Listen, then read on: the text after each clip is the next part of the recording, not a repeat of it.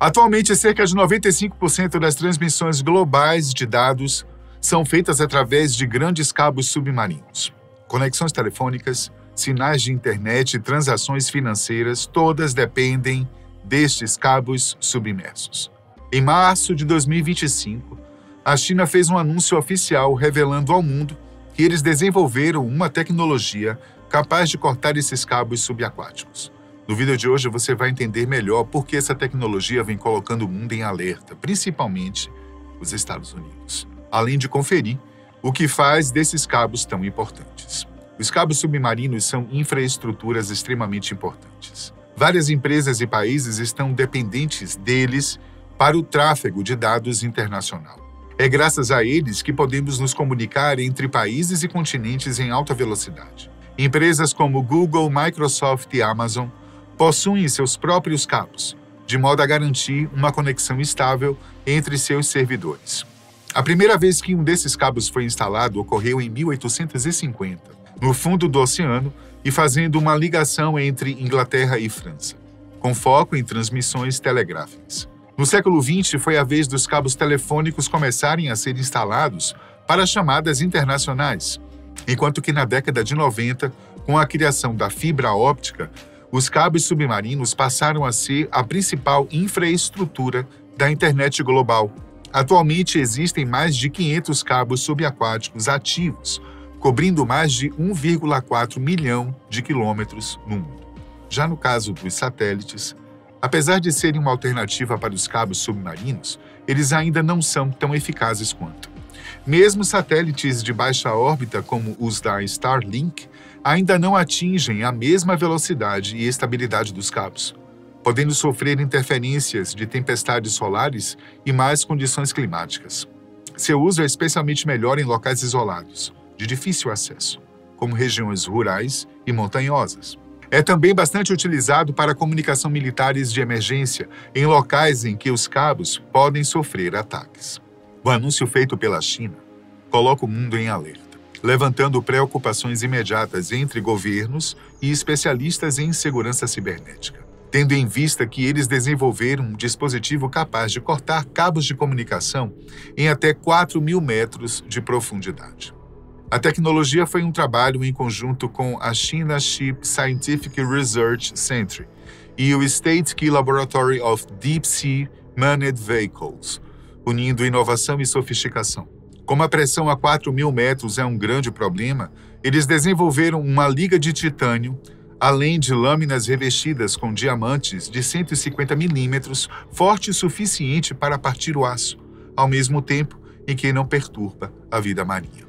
O cortador pode ser operado tanto manualmente quanto através de braços robóticos, com visibilidade praticamente nula. Qual seria o verdadeiro impacto dessa invenção chinesa?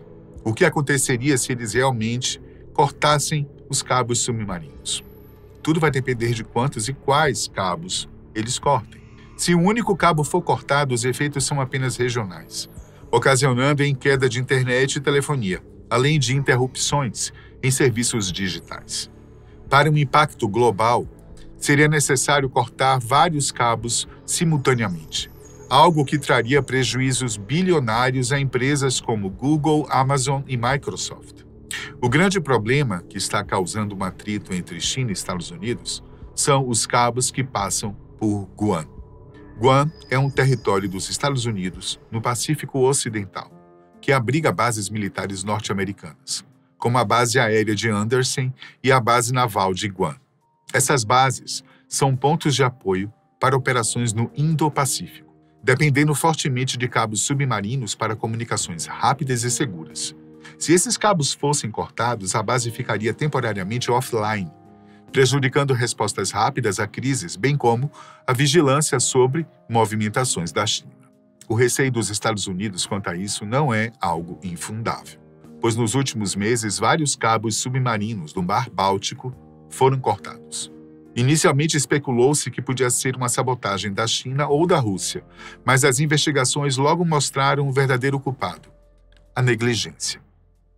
As investigações foram idealizadas por agências de inteligência dos Estados Unidos, quando ficou comprovado que o rompimento dos cabos foram apenas acidentes marítimos causados por inexperiência de navios comerciais.